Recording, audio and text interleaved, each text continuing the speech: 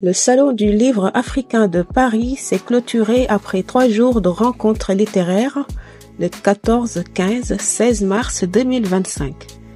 Cette 4e édition placée sous le thème des voyages en diaspora avec 2 pays à l'honneur, le Cameroun et le Brésil.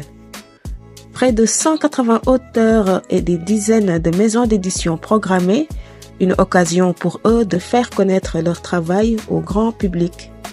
Et lors de ces 3 jours de salon, nous avons assisté à des dédicaces, des conférences d'auteurs avec des styles très variés, notamment des livres de jeunesse, d'histoire, thrillers, poésie, etc.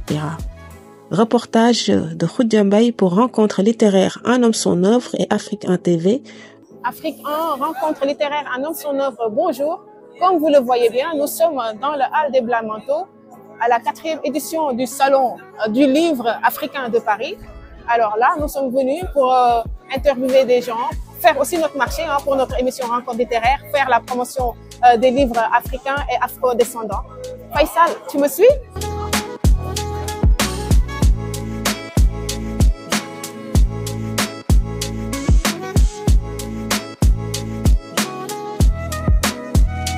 Bonjour Marie-Jeanne. Oui, alors, Rencontre littéraire Un homme son œuvre vient vous voir parce qu'en fait c'est une émission littéraire, mais moi je trouve que Brune a parfaitement sa place là-dedans puisqu'on parle de magazine et qui parle magazine dit des publicités, des textes, des articles. Alors aujourd'hui, comment vous trouvez le salon africain, du livre africain pardon, de Paris?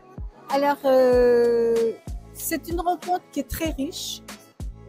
Il y a énormément d'auteurs, énormément de maisons d'édition et ça prouve que finalement l'édition africaine est en pleine effervescence. Parce qu'il y a par exemple des genres littéraires qu'on ne voyait pas il y a quelques années, la littérature pour enfants, beaucoup de bandes dessinées qui existent, beaucoup de livres donc sur l'histoire, sur un certain nombre, en dehors des romans proprement dit, mais beaucoup de livres historiques, donc c'est très très riche, très intéressant. Et si on pouvait, on achèterait des tonnes de livres. On ne peut pas, mais ça donne matière à réflexion aussi bien sur l'enthousiasme, donc finalement pour le papier, pour l'écrit. Aujourd'hui, avec tout ce qui est digital, donc effectivement, il y a une perte d'intérêt pour la lecture. Mais là, apparemment, c'est pas vrai parce que même si ce sont donc des consommateurs plutôt âgés qui sont là, beaucoup de parents, les enfants viendront demain. Mais c'est très très intéressant parce que ça montre véritablement qu'il y a de l'intérêt pour les genres littéraires et de l'intérêt pour le papier. Alors, je vais poser une question bête, même si entre guillemets, il n'y a pas de questions bêtes. Est-ce que Brune fait la promotion de nos livres? Forcément, nous avons depuis le début, nous avons donc des pages littéraires, nous avons des critiques littéraires dans chacun des numéros et nous lisons les livres, nous nous efforçons de les lire et véritablement pour nous c'est un plaisir parce que nous sommes de cette génération. Par exemple là vous avez le dernier Eugène Baudet, ensuite un Sud-Africain dont Abdoulaye Souma. Donc à chaque fois, donc dans chaque numéro de Brune, vous avez du livre. Ça, forcément. Et nous mettons en avant donc toutes les littératures écrites par des afro-descendants, mais pas que, ou alors sur l'Afrique, sur le monde noir. Et c'est vraiment une passion pour nous et nous sommes des dévoreurs de livres. Merci. Je vous donne rendez-vous prochainement dans mon émission littéraire. Rencontre littéraire Un homme son œuvre.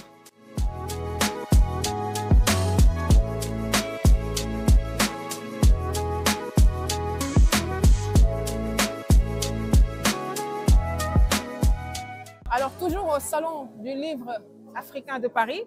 Et là, nous sommes sur le stand de la librairie panafricaine Tamiris et Matawi, que tout Paris connaît. Zafio, bonjour, ou Otep, comme tu veux. Django, Roudia. Alors, comment ça se passe le premier jour du salon? Très bien, à part quelques réglages de logistique. Mais ça va, très bien, ça va. Qu'est-ce que vous proposez ici comme livre actuellement? On essaye de proposer un échantillon assez représentatif de la cinquantaine de références, 50 000 références. Politique, l'histoire, spiritualité, la spiritualité, roman, jeunesse, livre jeunesse, voilà. dans ces catégories-là. Y a-t-il un livre phare actuellement que vous voulez plus mettre en avant ou bien Un livre phare? Bah oui, je demande. Bon, un livre où vous en avez beaucoup d'exemplaires que vous voulez mettre en avant aujourd'hui en fait dans le salon. Bon, on a eu la logique de respecter la thématique. Oui. Notamment l'invité spécial qui est le Cameroun. Oui. Voilà. Donc nous avons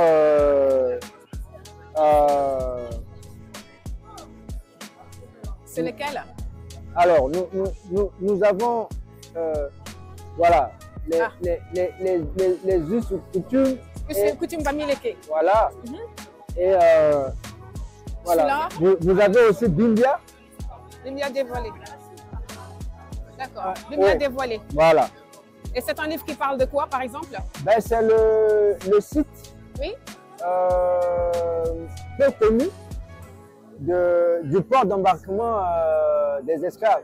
Ah. Voilà, parce qu'en général, on connaît Gorée, on connaît Ouida, mais en Afrique centrale, au Cameroun, on ne connaît pas. Et c'est le site de Bimbia. D'accord. Voilà. Donc ça, c'est par rapport à l'invité, le pays invité, Cameroun. Mais sinon, nous avons en termes d'auteurs, Reine d'Afrique. Voilà. Reine d'Afrique et héroïne de la diaspora. Voilà. Que je recevrai bientôt. D'ailleurs, dans mon émission Rencontre littéraire Un homme son œuvre, c'est un livre phare qui parle de beaucoup de femmes africaines et de sa diaspora, reines et héroïnes, et qui ont marqué l'histoire. De Sylvia Servin, pardon. Voilà. Merci. Et en termes de livre jeunesse, oui. Voilà, on a celui-ci. Bébé Cheikh Anta. Voilà, de l'auteur Kamkama. Voilà. D'ailleurs, il est ici? Il est là? Non, il arrive, il sera présent sur le stand demain. De toute façon, on se donnera rendez-vous à l'émission. Voilà. Merci Zafio. Merci. On se donne rendez-vous prochainement pour une émission dans Rencontre littéraire Un homme son œuvre. Très bien.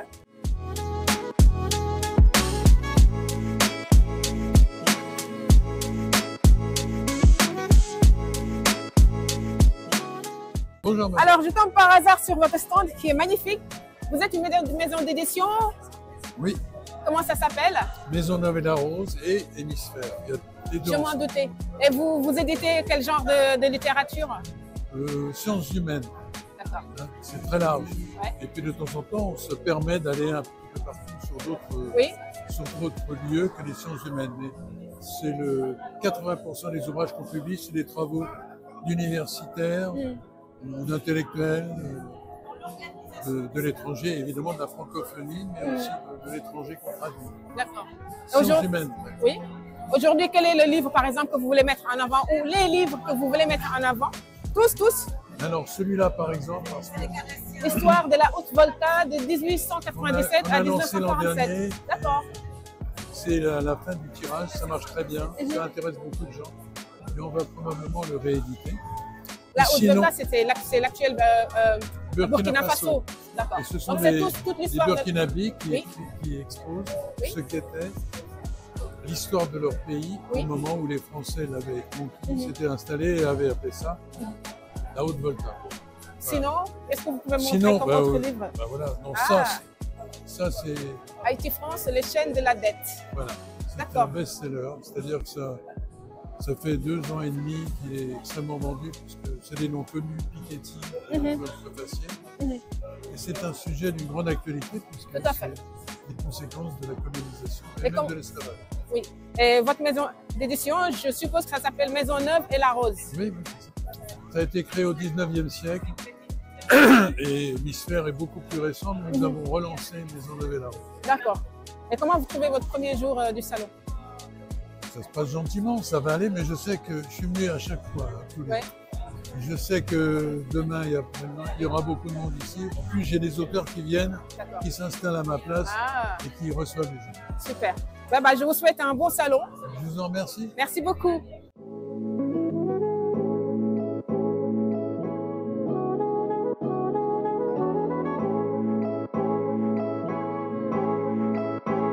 Je me régale, j'adore les livres et là il y en a vraiment plein.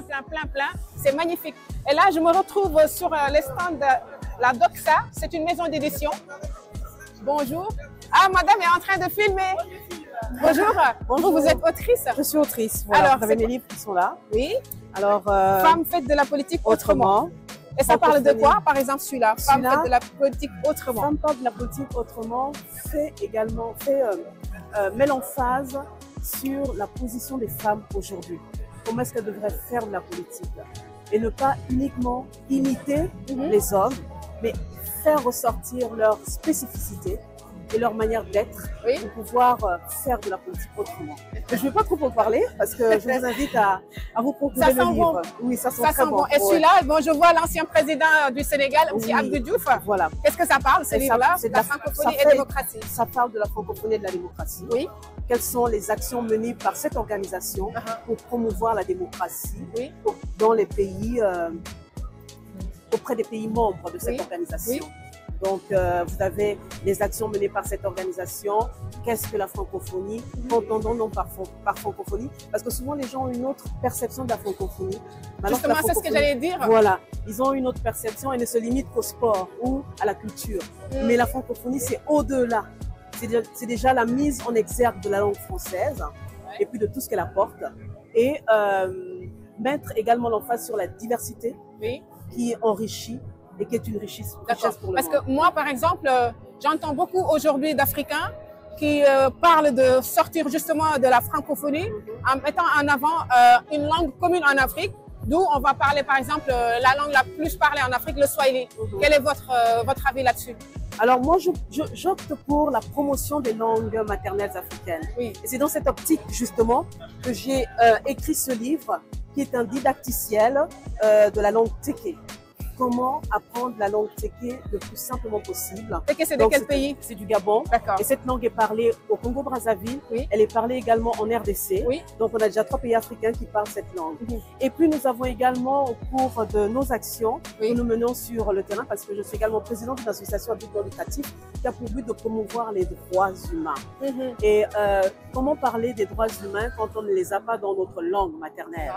Et nous avons, au cours de l'année internationale de la langue maternelle, qui était l'année 2019, nous avions mis en place des ateliers dans 3 pays africains, notamment le Gabon, le Cameroun et la Côte d'Ivoire.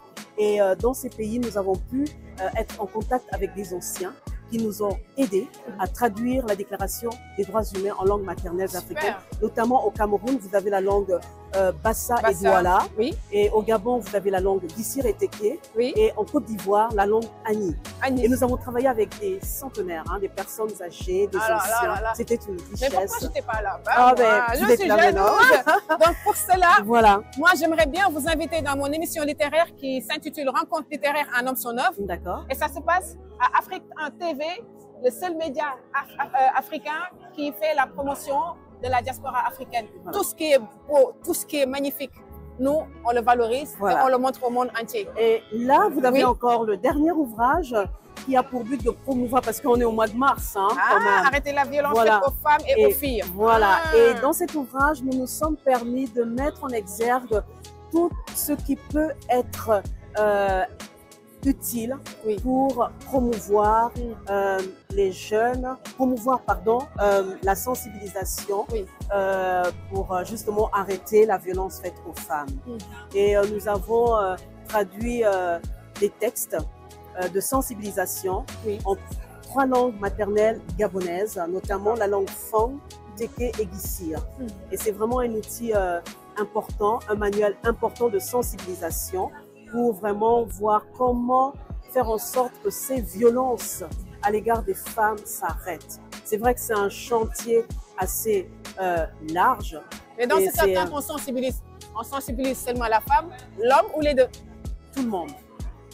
L'homme et la femme, les jeunes, les enfants. Comment faire en sorte que tous puissent être concernés par cela? Même l'administration, les entreprises, tout espace où l'humain est présent, il est important de sensibiliser et de prendre cette action à bras le corps, pour que vraiment les choses puissent évoluer dans le bon sens. On n'est pas plus heureux quand on est en paix. Ah, c'est clair. De toute façon, on est fait pour rester en paix. Tout à fait. Donc, on met tout ce qu'il y a de disponible pour pouvoir vraiment promouvoir cette paix.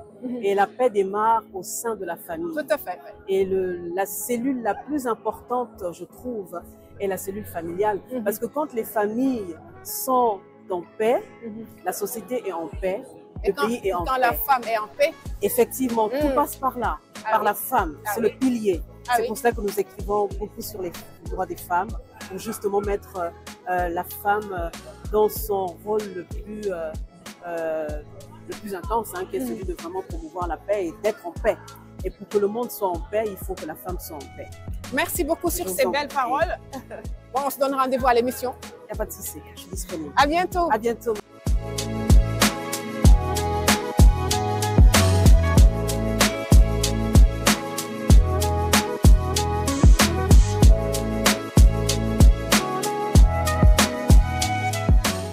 Et là, je me retrouve dans le stand de la maison d'édition FHB, c'est ça? Exactement. Et vous venez de la Côte d'Ivoire directement? Nous arrivons de la Côte d'Ivoire, oui. Alors, qu'est-ce que vous pouvez me dire sur votre premier jour de salon?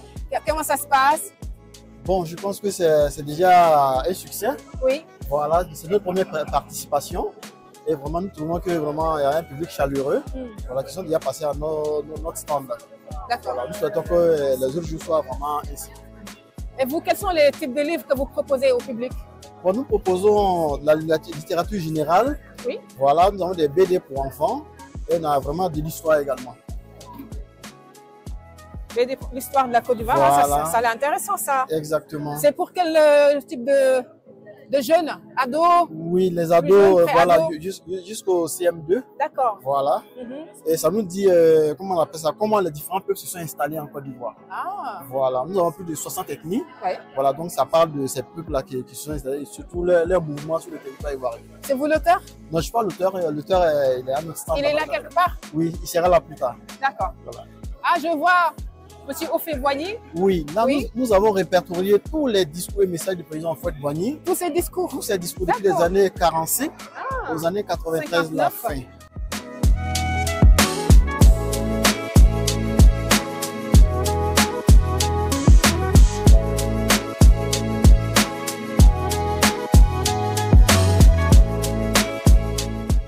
Alors, je suis devant le stand Efloa Édition. Oui.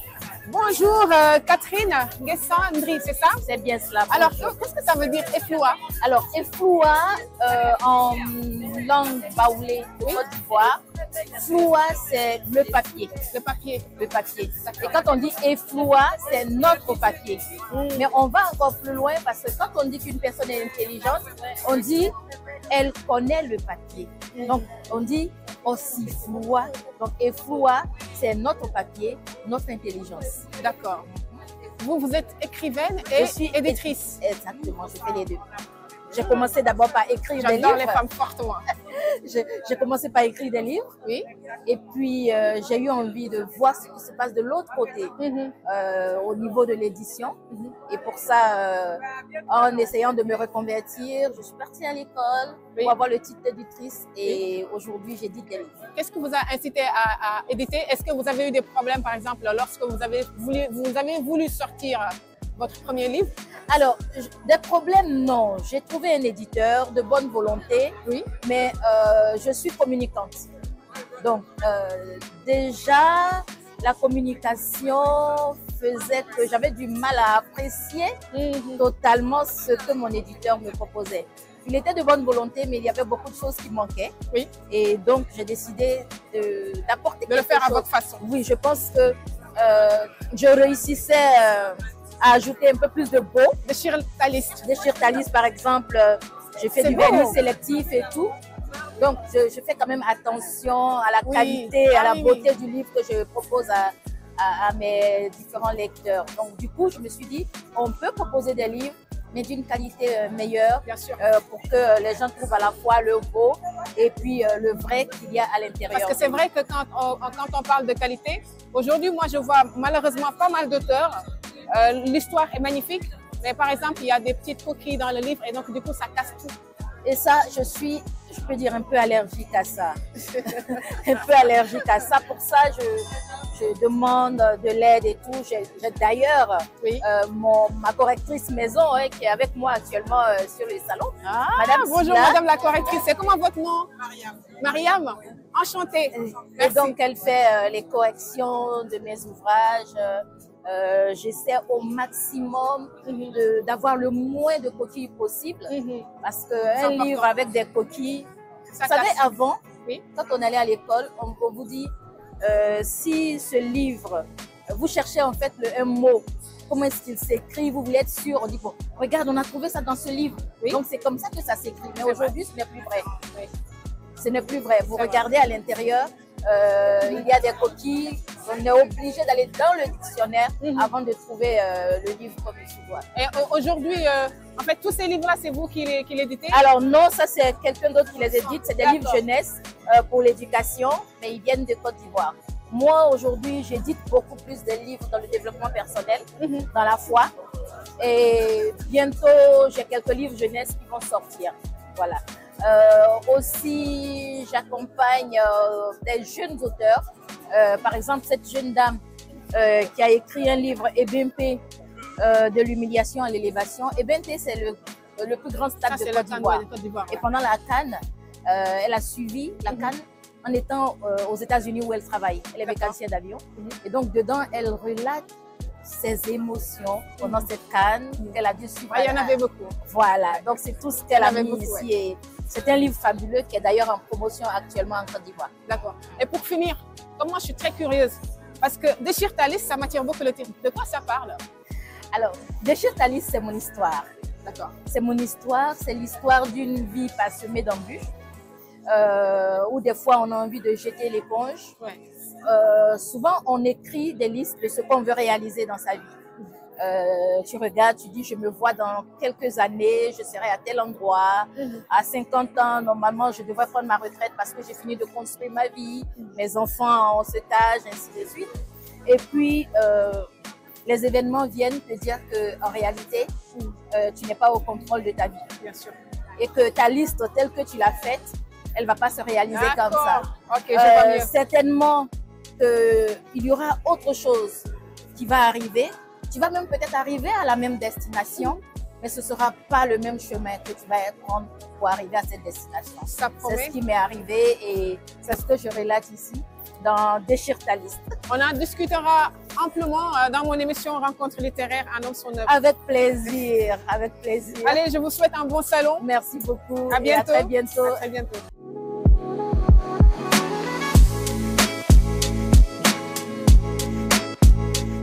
Alors, nous sommes en face de Christian Kader Keïta, qui a publié cet ouvrage Yoro le pêcheur. Oui, tout à fait. Bonjour Christian. Bonjour. Bonjour. C'est qui Yoro le pêcheur? Yoro le pêcheur, c'était mon grand-père. C'est une histoire qui relève de très loin. Oui. Mon grand-père d'origine mauritanienne, sénégalaise, né à Saint-Louis. Oui. Saint-Louis avant, c'était la Mauritanie, qui est devenue après le Sénégal. Le fleuve. Voilà, tout à fait. Et il a été ramené donc par le directeur du projet pour venir en Afrique centrale pour pouvoir construire ce chemin de fer.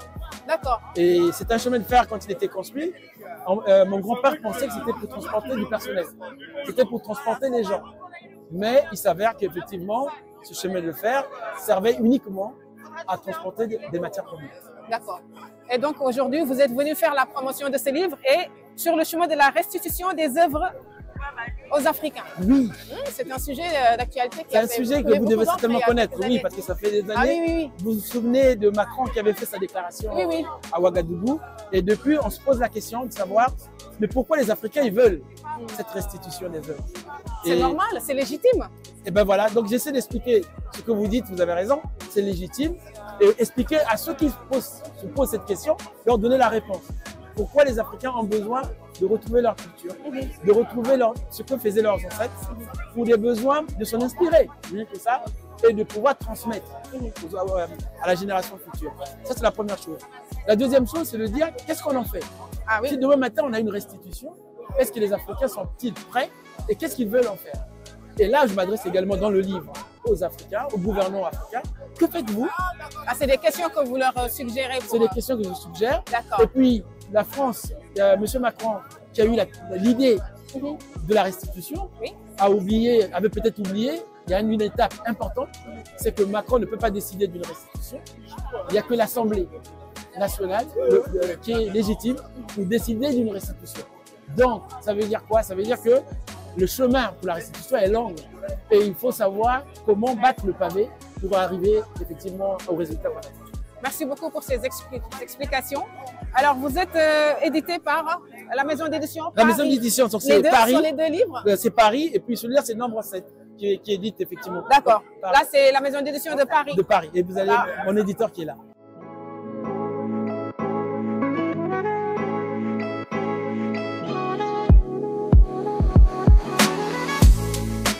Alors, bonjour Simbou Vili. Oui, bonjour. La légende de Kumba. C'est qui Kumba? Kumba, c'est une jeune fille, une jeune princesse du royaume de Luango, et qui est destinée à aller faire une sorte de quête pour trouver la clé de l'oubli. Voilà. Et pour retrouver cette clé de l'oubli, donc elle doit vraiment. Qu'est-ce qui a été oublié? Il faut découvrir, je ne peux pas trop le dire. Elle est maligne. Je ne peux pas trop raconter ça. Voilà, c'est ça. Donc en fait, il faut. Donc du coup, là, il y a le monde invisible, le monde visible. Vous savez qu'à l'époque, tous les jeunes, que ce soit les jeunes garçons, les jeunes filles étaient initiés, qui n'existent plus maintenant. Donc moi, j'ai eu ce devoir, cette mission de pouvoir relater cela parce que moi, quand j'étais plus petite, j'ai été. Est-ce que vous êtes initiée déjà? Ça, je ne peux pas le dire. C'est un secret. Il y a pas mal de secrets, voilà, donc je vais le découvrir ici. Voilà, c'est ça. Donc là-dedans, parce que je ne peux pas influencer le lecteur. Oui. Je ne peux pas, parce que moi, je raconte l'histoire. Mais vous pouvez donner un avant-goût quand même de nos téléspectateurs. Ce que j'ai dit, ça veut dire que Kumba, qui est là, donc du coup, elle doit accéder dans un monde invisible et tout ça, par le rêve. Déjà, j'en compte un peu plus, par le rêve. Et là-dedans, on lui demande de retrouver cette clé de l'oubli.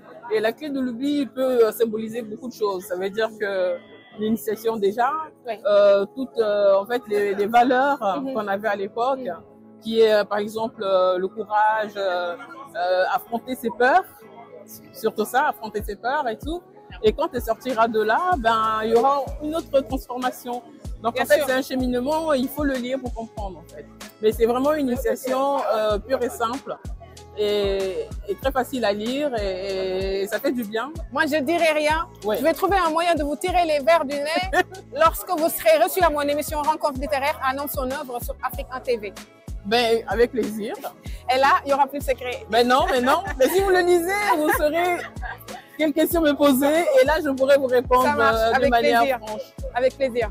Merci beaucoup. Alors, avant de vous laisser partir, le salon, ça se passe bien pour vous? Vous vendez? Écoutez, oui, enfin, je suis arrivée là, j'ai vraiment vendu. Enfin, j'ai vendu quand même. Il y a beaucoup de gens qui sont intéressés et tout. On a eu du monde. Oui. Moi, je trouve que c'est très, très beau. Le salon, il est bien et tout. Les gens sont ont envie, ils sont curieux, ils veulent découvrir et tout. J'ai vendu la légende de Kumba. Super. Et je suis contente d'être passée. Parce que souvent, les auteurs ne passent pas au salon, mais je trouve que c'est très important. Déjà pour soutenir l'éditeur. Oui. Et pour moi, c'est vraiment... Oui, faire connaître votre œuvre aussi. Voilà, donc je suis là pour ça. Et je suis chanteuse aussi. D'accord. Voilà, je chante aussi. Et ça, c'est vraiment quelque chose qui m'est arrivé, qu'il fallait que je le fasse. C'est une mission que j'ai eue. Exactement. Et donc, je l'ai menée à bout. C'est bien, il faut réaliser ces missions. Exactement. Bon, bah merci. Et puis, je vous souhaite un bon courage pour le reste des 2 jours. Je ne sais pas si vous serez là sur les 2 jours. Moi, je ne serai pas là demain, mais dimanche. Dimanche, vous serez là? Ouais, je serai là bon courage alors. Et puis à bientôt sur un compte littéraire, Un homme son œuvre. Bah écoutez, vous m'invitez. Pour connaître le secret. Oui, vous voulez que je vous... Ah oui, avec plaisir, je veux bien, oui. D'accord. Je veux bien.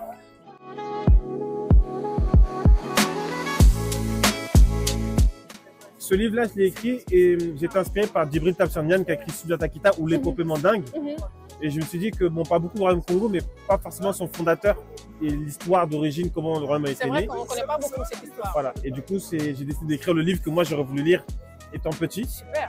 Donc, sur Nima Lokini qui raconte comment Congo d'Antotuela au Congo a été fondé, etc. Et il y a les racines, du coup, de la culture Congo, les racines du matriarcat, etc. Sous forme épique, basée sur les traditions orales Congo et puis les recherches d'histoire. Et j'en ai fait un récit cohérent. Il y avait plusieurs récits et je les ai mis bout à bout pour faire une même histoire, une même trame. Ça, c'est une épopée. Et celui-là? Alors celui-là, par contre, c'est vraiment une étude historique. Sous Vita Kanga. C'est qui Vita Kanga? Alors Vita Kanga, c'est le roi de la bataille de Mbila. Donc la bataille de Mbila, c'est 29 octobre 1665. C'est la grande bataille, on va dire, d'Afrique centrale avant le 19e siècle, où le royaume Congo a affronté les forces portugaises de Luanda. Vita Kanga, notamment, c'est du coup le roi dont l'esprit aurait inspiré Kimpa Vita. Parce que quand Kimpa Vita, elle se dit possédée. J'allais dire que, est-ce que le mot Vita, tout de suite, j'ai pensé à Kimpa Vita. Oui, il y aura un lien. C'est son parent, c'est. Peut-être parent clanique. Okay. Vita Kimpa Vita. Mais Vita Kanga, en fait, quand Kimpa Vita se dit qu'elle est possédée par Saint Antoine, d'après les catholiques, oui. En fait, elle se dit possédée par l'esprit de Antonio Ier, Vita Kanga, qui est un roi qui est mort en fait en martyr, coupé la tête, etc. et qui s'était battu pour le royaume Congo contre les Portugais.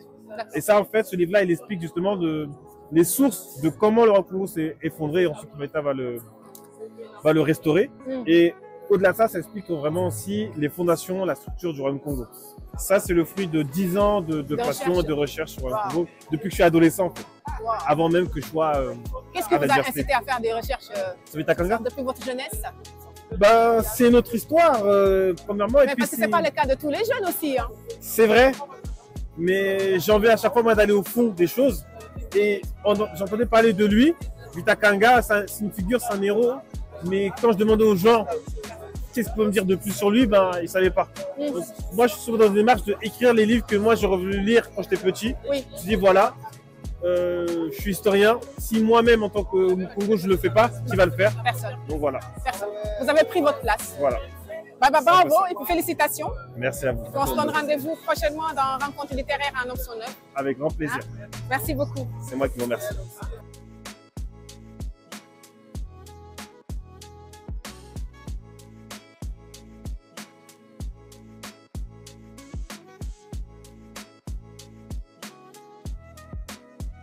Bonjour. Alors, j'allais partir et je tombe sur le stand de Suzanne Dracius. Alors, comment ça se passe le premier jour du salon? Eh bien, alors, donc là, je suis ravie en tant que, comme on dit, afro-descendante, d'être là. J'avoue que je viens d'arriver. Ah oui? Je viens d'arriver. Oui. Donc, comment ça se passe le premier jour? Ça m'a l'air génial parce que je vois que c'est bien achalandé, hein, au sens propre du terme, avec toute espèce de chalands et de chalandes qui se baladent et qui doivent être enthousiastes.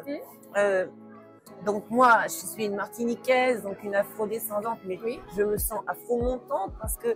Qu'est-ce que ça veut dire afro-montante? Parce que je présente, dans mon afro-ascendance, j'ai l'impression que mes racines africaines ne m'entravent pas, comme elles entravent parfois, hélas, certaines personnes qui même les refusent ou les rejettent.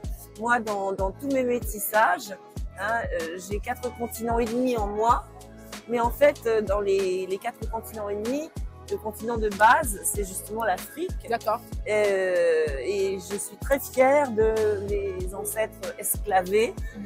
Je dis d'ailleurs toujours que je n'aime pas dire que je suis descendante d'esclaves. Je ne suis pas descendante d'esclaves, je suis descendante de personnes esclavées, c'est-à-dire qui ont été réduites en esclavage. Et il y a chez moi cette volonté comme ça d'être toujours dans une ascension, dans quelque chose qui monte et qui n'est pas, qui ne doit pas être, qui ne devrait pas être pour vous faire stagner, sombrer, etc. Toujours un élan chez moi. Je suis d'accord. Je suis volcanique. Et alors, je vais faire justement samedi, samedi à 13h, de 13h à 14h, une conférence sur un de nos grands anciens qui aurait 100 ans cette année. C'est le centenaire de Fanon, de Frantz Fanon, grand penseur justement de l'aliénation, analyste de l'aliénation et qui prônait justement la liberté. Et je vais faire une conférence sur lui avec le professeur Jean Kalfa, qui est un grand spécialiste de Fanon. Donc voilà, donc pour moi ça commence bien, le salon du livre africain. Alors parlons de tes livres par exemple. Alors moi mon dernier livre, voilà, c'est celui-ci, Hypalage. Hypalage, et qui parle de quoi par exemple?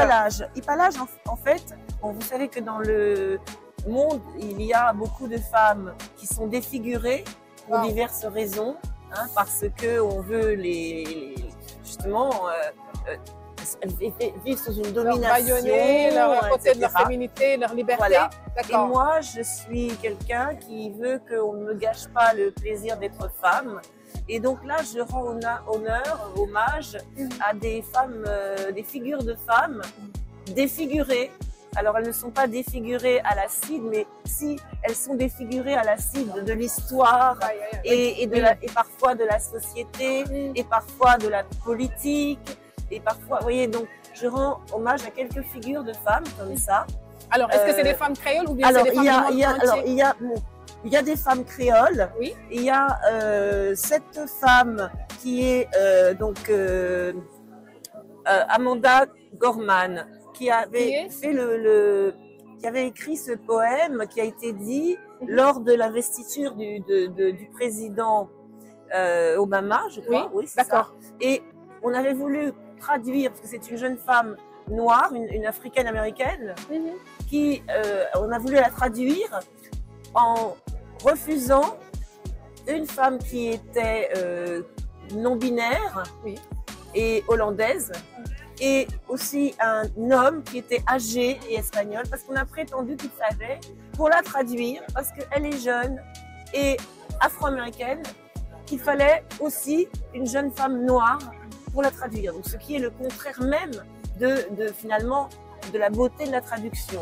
Donc, il y avait une manière de défigurer le travail de la personne que de considérer qu'il n'était pas universel. Quand tu parles de défigurer, on va dire qu'on ne va pas le prendre sur le sens propre, mais sur le sens figuré. Bien sûr, au sens figuré. C'est beau ça. Alors, il y a d'autres femmes défigurées. Oui.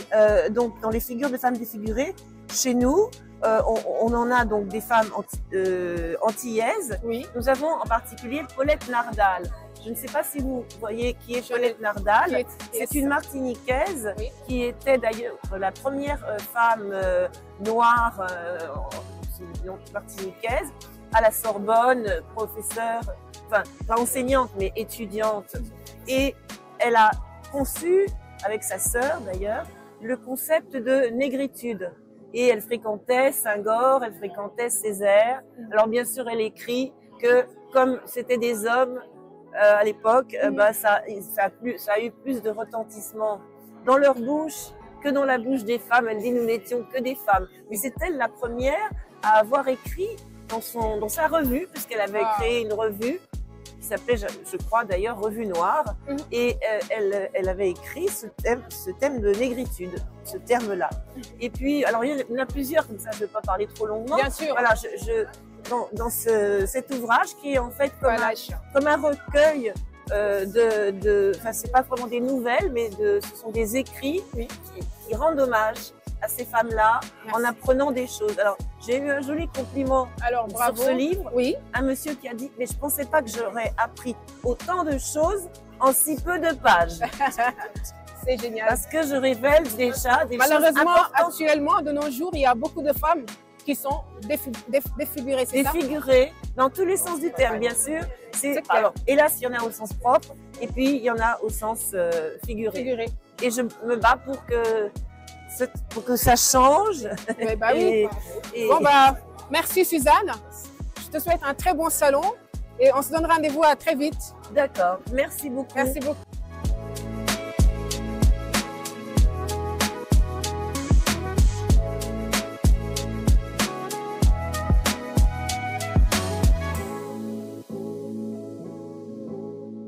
Alors, je me retrouve au sein du stand de Cartala.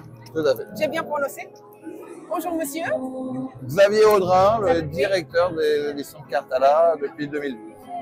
Et c'est une maison d'édition qui existe depuis combien de temps? Alors c'est une maison d'édition qui existe depuis 1980, qui a été fondée par Robert Agenot, qui est aussi le fondateur des éditions L'Harmattan avec Denis Prien.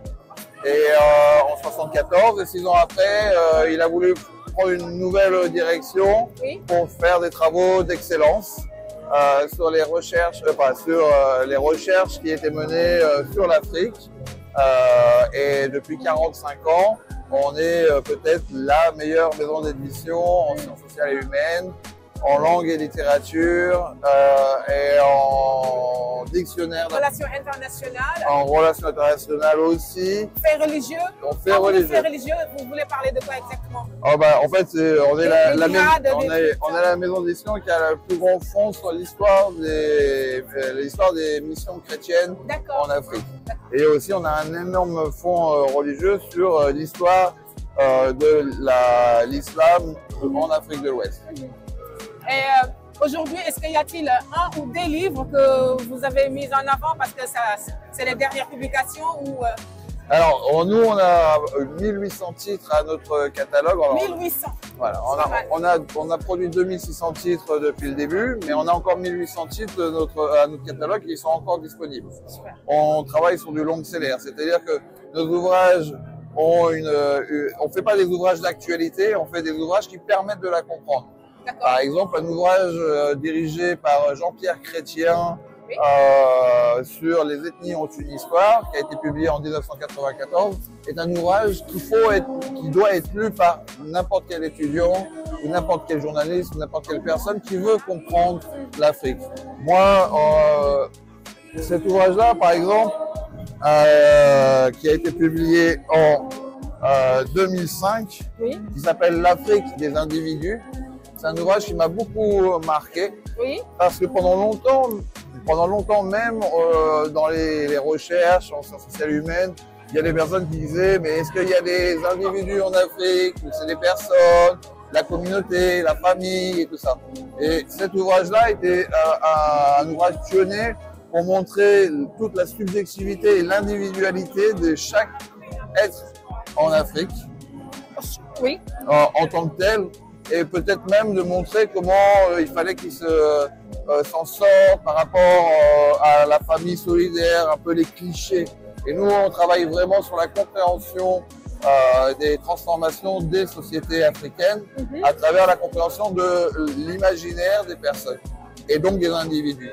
Et donc c'est vrai que l'Afrique a souvent été réduite à quelque chose qui est déjà unitaire, de base, alors que nous déjà on parle de les Afriques, tout en sachant que pour nous l'Afrique c'est de Alger au Cap, de Dakar à Khartoum, ça c'est le continent. Et à l'intérieur il y a énormément de subjectivité politique, personnelle, affective et d'évolution qui s'y passe. Et nous ce qui nous intéresse c'est la compréhension de la politique par le bas, c'est-à-dire qu'est-ce que pensent les populations et comment évoluent les sociétés. Après, quand on parle de l'Afrique des communautés, ouais. En fait, je pense que c'est comment on appelle ça? C'est en fait une perversion ouais. de notre paradigme de base qui se basait sur la communauté, l'entraide, la solidarité. Malheureusement ou heureusement, en tout cas, il y a de l'évolution, il y a de la régression. Donc aujourd'hui, c'est vrai, on parle de plusieurs Afriques, comme ce qu'on trouve peut-être dans beaucoup de pays qui sont moins développés que ce que l'Europe. Par exemple, la France a réussi à faire, à rassembler beaucoup de communautés différentes. On parle des Normands, ouais, on parle des Bretons. Et en même temps, à mon avis, je pense que c'est relativement très similaire. Oui, en fait, sûr. Nous, on parle de la banalité de l'Afrique. Oui. La banalité de l'Afrique, c'est pas pour dire que l'Afrique c'est banal. Ouais. La banalité de l'Afrique, c'est pour dire qu'elle n'est pas essentielle comme beaucoup de gens ont voulu l'essentialiser. Oui, oui. Et qu'en fait, nous, on veut désessentialiser l'Afrique et comprendre les individus. C'est pour ça que à côté, par exemple, on a l'Afrique des générations, oui. Qui est en fait comment à travers le négociation. Voilà, comment à travers le temps, les générations se sont négociées aussi pour pouvoir devenir eux-mêmes les uns après les autres, à travers l'histoire, à travers les luttes de décolonisation, à travers les luttes politiques qui en ont suivi, et puis à travers notre nouvelle époque d'émancipation politique de tous les jeunes qui suivent. Et c'est pour ça que, par exemple, cet ouvrage sur les mutations sorcières dans le bassin du Congo, de Patrice Yengo, qui est un très très grand chercheur africain, montre aussi toutes les complexités entre les relations familiales et ce qu'on appelle la sorcellerie. C'est beaucoup plus complexe que ça, et il montre comment en fait la sorcellerie et la famille sont deux choses qui se sont entremêlées et évoluent à travers le temps. On a aussi un grand secteur sur les contes et légendes, oui. Qui sont que des contes des légendes traditionnelles, c'est-à-dire originelles, c'est-à-dire que c'est des anthropologues, des linguistes qui sont allés chercher le discours de la tradition orale pour pouvoir les retranscrire. Donc il n'y a pas de « il était une fois », là là, mais il y a une évolution même dans les contes. Je vais vous montrer quelque chose. Dans les années 60, ces textes ont été recueillis sur les contes Kapsiki au Cameroun. Oui. Et 30 ans après, ils sont allés chercher les contes Kapsiki, les nouveaux contes Et on s'aperçoit que les personnages comme la hyène, le lièvre, la tortue ont évolué, ont des positions plus importantes que d'autres, que avant. Donc il y a vraiment l'Afrique, les Afriques dans l'histoire. Voilà. Ouais. Et que en fait, les contes et les traditions orales sont très modernes. Parce qu'aujourd'hui, par exemple, lorsqu'on parle de contes en Afrique, c'est dans les livres. Oui. Mais à l'époque traditionnelle, même si je n'étais pas encore née, mais tout le monde savait que bon, on a soit le patriarche ou la matriarche qui est entouré de ses petits-enfants avec un feu. Et puis voilà, on fait un conte. Tout à fait. Ah, bah, c'est le monde qui évolue. Et avec des personnages qui évoluent. C'est-à-dire que nous, on travaille sur l'évolution, la compréhension de l'évolution des sociétés africaines. Et c'est ça qui nous motive. Ça va être très compliqué de comprendre l'Africain, tout simplement l'humain, de fond en comble. Ah bah, je pense que c'est compliqué de comprendre l'humain de fond en comble.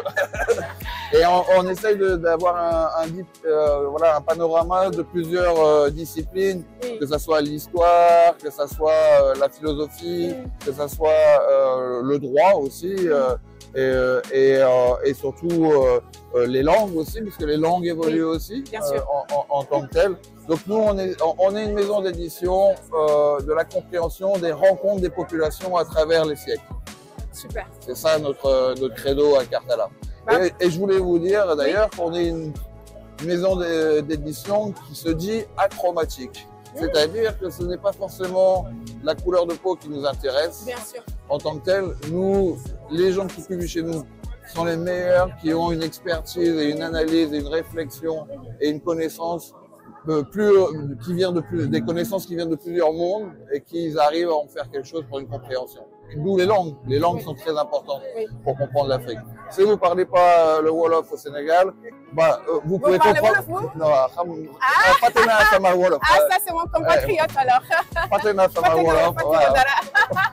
C'est génial. Bon, écoutez, je vous souhaite un très bon salon pour les reste des jours. Et moi, ce que je voulais dire par rapport au salon, c'est que c'est la 4e édition là. Oui, on est sur la 4e édition. Avant, c'était tous les 2 ans. Oui. Et maintenant, après la 3e et la 4e, c'était tous les années annuelles. La première édition, on s'est dit, mais qu'est-ce qui se passe? Où étaient toutes ces personnes? C'est ça aussi, la désinvisibilisation. Mais oui, la désinvisibilisation. Moi-même qui gère une émission littéraire, en fait, mon combat, c'est de mettre la lumière sur les travaux des Africains et des Afro-descendants qui écrivent beaucoup actuellement et malheureusement, on ne les connaît pas. Parce qu'il faut le dire, moi, au début, ça m'énervait quand j'entendais des gens dire que nous ne connaissons pas nos auteurs. C'est une vérité. Donc moi, aujourd'hui, c'est pour vous rejoindre. Mettre en avant. Oui, exactement. Et ce salon le permet de façon extraordinaire, même pour une maison d'édition qui est basée à Paris et qui a permis à tant de personnes du continent africain de pouvoir exposer leurs travaux et écrire, et aussi avec des collaborations universitaires très fortes, très fortes. Et d'ailleurs, j'ai oublié de vous dire, on est la maison d'édition qui a le fonds le plus important sur la question de l'esclavage. Parce qu'en 2012, quand on a lancé la collection Esclavage, toutes les autres maisons d'édition disaient « Ah non, mais ça c'est que de l'histoire, il n'y a pas de quoi… » C'est pas que de l'histoire. Il n'y a pas de quoi faire… Il faut que les jeunes savent ce qu'on a vécu sur l'histoire, c'est très important pour pouvoir avancer. Donc ce n'est pas que quelque chose d'anodine, pardon. Pour reprendre le Wolof, au Sénégal, quand on a quelqu'un qui travaille chez soi pour faire le ménage ou etc., c'est Samabine. Mais Samabine, ça veut dire quoi? Ça veut dire inscrit. En fait, c'est au moment de l'abolition. C'est au moment de l'abolition de l'esclavage. Les gens qui voulaient garder les personnes qui travaillaient chez eux, il fallait qu'ils les enregistrent au registre. Ça vient de là. Et c'est pour ça que Samabine, c'est encore le mot utilisé pour la personne qui travaille chez vous. Ouais, Samabine. Et ça veut dire qu'elle a été écrite. Et donc ça veut dire que, par exemple, ces questions-là, d'histoire et d'esclavage, sont hyper prégnantes et hyper deep et profondément intégrées dans la tête des gens, même sans le savoir, mais il faut les déconstruire pour pouvoir faire autrement. Et ça, c'est notre boulot. Bah, merci beaucoup et bravo pour le boulot. Et puis, on se dit à bientôt peut-être pour le prochain salon. Ah, j'espère. Ou bien dans une émission littéraire, pourquoi pas. Ah, avec grand plaisir. Avec plaisir. Merci beaucoup. À bientôt. À bientôt. Alors, notre reportage au Salon du Livre africain de Paris, c'est terminé. Je vous donne rendez-vous prochainement pour une autre rencontre littéraire sur Afrique 1 TV. Au revoir.